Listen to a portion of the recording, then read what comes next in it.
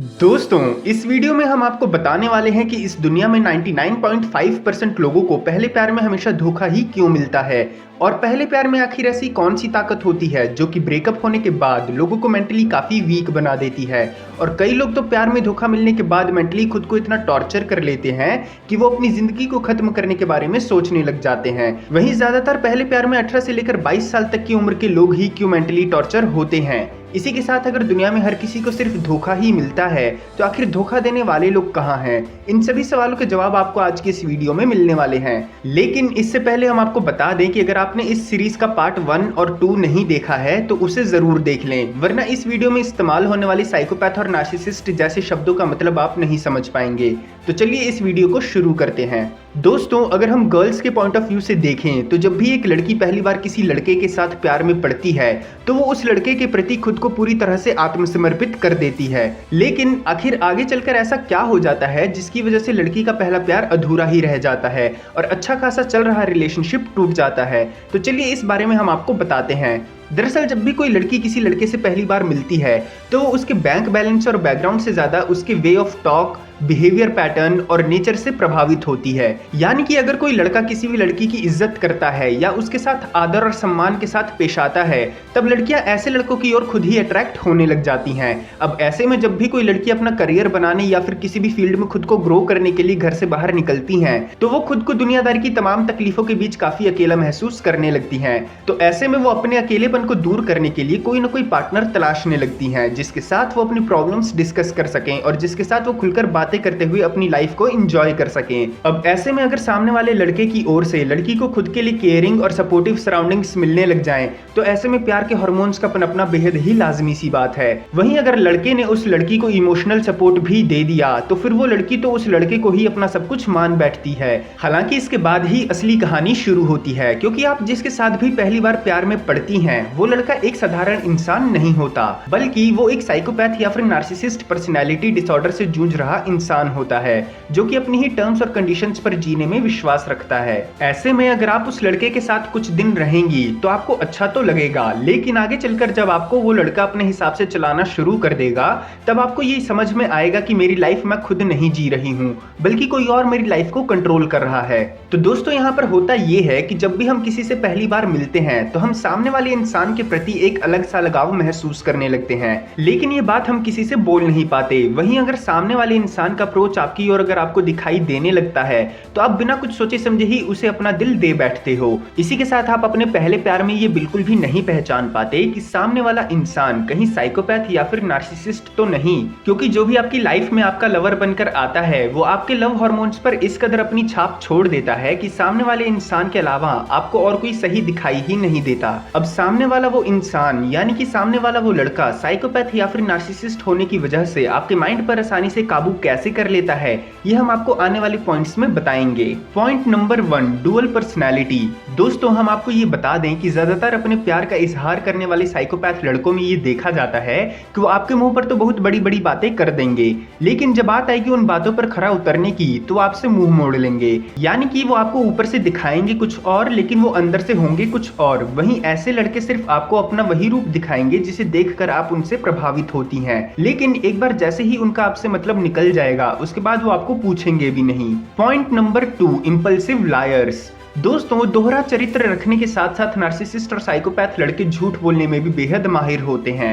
वो आपके सामने इस कदर झूठ बोल जाएंगे कि आपको उनकी कही हुई सारी बातें बिल्कुल सच लग रही होंगी। इसी के साथ जैसे साइकोपैथ लड़कियां खुद का इंप्रेशन जमाने के लिए ज्यादा मेकअप करती हैं, वैसे ही साइकोपैथ लड़के खुद का इंप्रेशन जमाने के लिए ज्यादा से ज्यादा झूठ बोलते हैं। हालांकि लड़कियां फिर भी खुद के जीवन को एक्साइटिंग और रोमांच से भरा हुआ बनाने के लिए ऐसे लड़कों पर आंख बंद करके भरोसा कर लेती हैं, और फिर जब वो भरोसा टूटता है तो वही लड़कियां खुद की मेंटल हेल्थ को ठीक रखने के लिए साइकियाट्रिस्ट का सहारा लेती हैं। Point number 3, physical relation. दोस्तों, जैसे एक साइकोपैथ लड़की का मेन मोटिव खुद की फाइनेंशियल नीड्स को सेटिस्फाई करना होता है, ठीक वैसे ही एक साइकोपैथ लड़के का मेन मोटिव खुद की फिजिकल नीड्स को सेटिस्फाई करना होता है।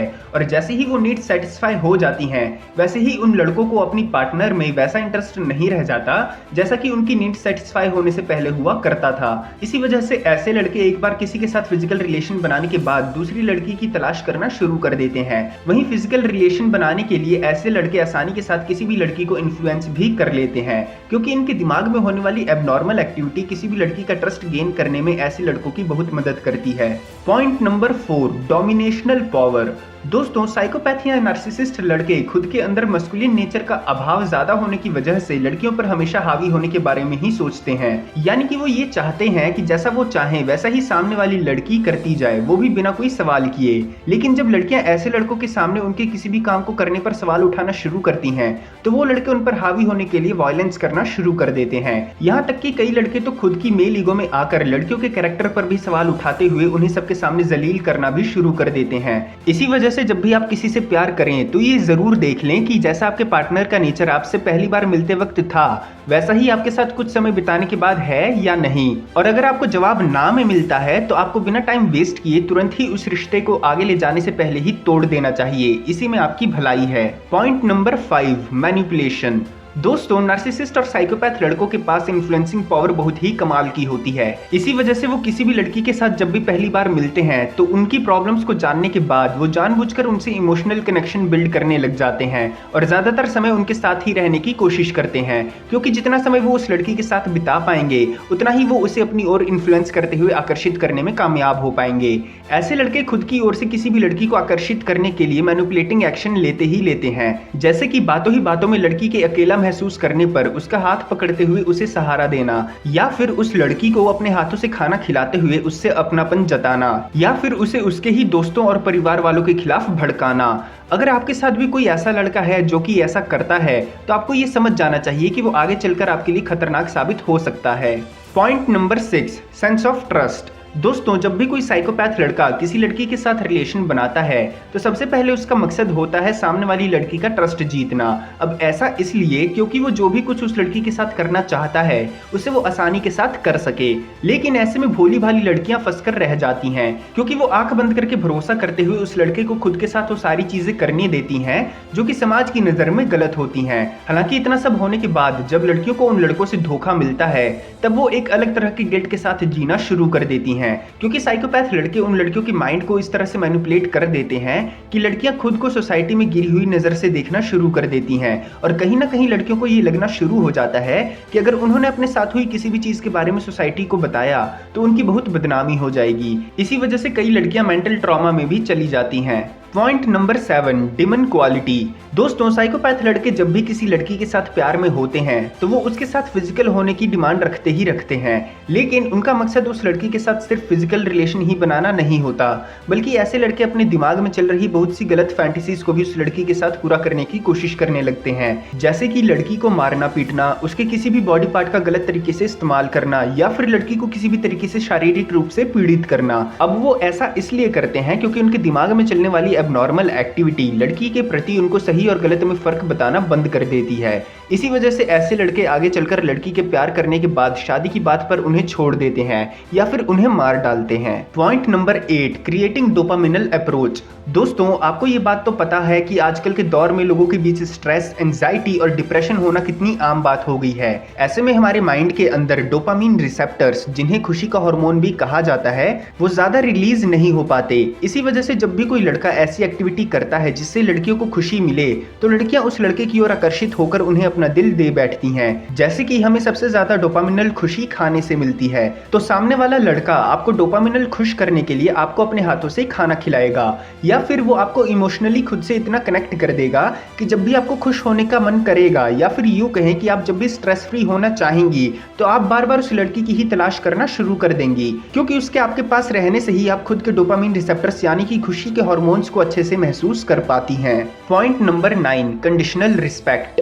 दोस्तों, एक बात हम आपको बता दें कि जितने भी साइकोपैथ लड़के होते हैं वो किसी भी लड़की की रिस्पेक्ट सिर्फ तभी तक करते हैं जब तक उनका मतलब उनसे निकल नहीं जाता, लेकिन जैसे ही उनका मतलब उस लड़की से पूरा हो जाता है वैसे ही वो उस लड़की से दूर होने या फिर ब्रेकअप करने के लिए उनकी इंसल्ट करना शुरू कर देते हैं, क्योंकि ऐसे लड़के बड़े ही चालाक होते हैं। वो कुछ भी करके अपनी पार्टनर को मेंटली प्रेशराइज कर देते हैं और उनकी इंसल्ट करते हुए उन्हें लोगों के आगे क्रिटिसाइज करना भी शुरू कर देते हैं, ताकि सामने वाली लड़की खुद ही उन लड़कों की इन हरकतों से परेशान होकर ब्रेकअप करने के बारे में बोल दे।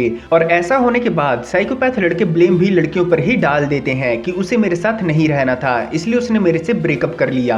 हालांकि ये सारी साजिश उन लड़कों की ही होती है, लेकिन जब तक उनका मतलब सामने वाली लड़की से पूरा नहीं हो जाता तब तक वो किसी भी साजिश को अंजाम नहीं देते। Point number 10, negative surrounders. लड़कियों, कई बार आप जब अपने रिलेशनशिप में साइकोपैथ लड़कों के प्रति लॉयल रहेंगी तब ऐसा देखा जाएगा कि वो आपकी सराउंडिंग्स को टॉक्सिक बनाने के लिए और खुद के एंजॉयमेंट के लिए आपके आसपास एक नेगेटिव सराउंडिंग्स क्रिएट करना शुरू कर देंगे, जिसके बाद आप डिप्रेस्ड और एंशियस फील करने लग जाएंगी। लेकिन वो लड़के आपकी सराउंडिंग्स को इतनी चालाकी के साथ नेगेटिव बनाएंगे कि आपको अपना डिप्रेशन दूर करने के लिए उनके साथ रहने की ही जरूरत महसूस होने लग जाएगी। ऐसे लड़के वो होते हैं जिनसे अगर आपको बेहद नफरत भी होगी तब भी आप उन्हें चाहकर भी नहीं छोड़ पाएंगी। तो ऐसे में सिर्फ दो ही तरीके होते हैं आपके पास कि या तो आप अभी टफ डिसीजन ले करके उस रिश्ते को खत्म करके उस लड़के की याद में जिंदगी जिएं, वरना अगर आप सब कुछ जानने के बाद भी उस लड़के के साथ ही रहेंगी तो आपकी जिंदगी आगे चलकर और भी ज्यादा बेकार हो सकती है।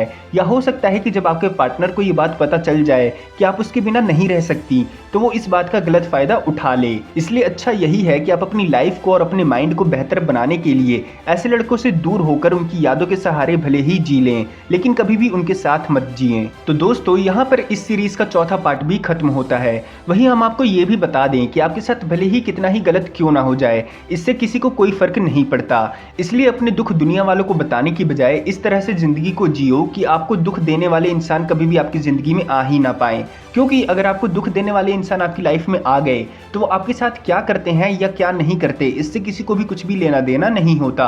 बल्कि ऐसे समय पर हर कोई आपको समझने की बजाय बस आपका मजाक ही उड़ाएगा। इसी के साथ हमारी आप सबसे ये रिक्वेस्ट है कि कभी भी अपने अकेलेपन को दूर करने के लिए किसी के साथ रिलेशनशिप में ना आए, क्योंकि इससे ज्यादातर चांसेस होते हैं कि आप किसी साइकोपैथ या नार्सिसिस्ट डिसऑर्डर वाले इंसान को ही पसंद कर लें। वहीं अगर आप रिलेशनशिप में हैं तो प्लीज लॉयल ही रहें, और अगर आपको खुद में साइकोपैथ या नार्सिसिस्ट पर्सनैलिटी वाले लोगों के सिम्टम देखने को मिलते हैं तो उसे जल्द से जल्द बदलने की कोशिश करें, वरना ये आपके लिए भी खतरनाक हो सकता है। और अगर आपको हमारे बताए गए पॉइंट्स से ये पता चल जाता है कि आपका पार्टनर भी इन पर्सनैलिटी डिसऑर्डर से जूझ रहा है तो जल्द से जल्द उससे रिश्ता तोड़ लें, क्योंकि उनकी संगति में रहकर आप भी उन जैसा ही बन सकते हैं। तो अगर आप हमारे चैनल पर नए हैं और आपको इस वीडियो से अगर कुछ नया सीखने को मिला है तो प्लीज इस वीडियो को लाइक करें, शेयर करें और जाने से पहले चैनल को सब्सक्राइब करके बेल नोटिफिकेशन को ऑन करना ना भूलें।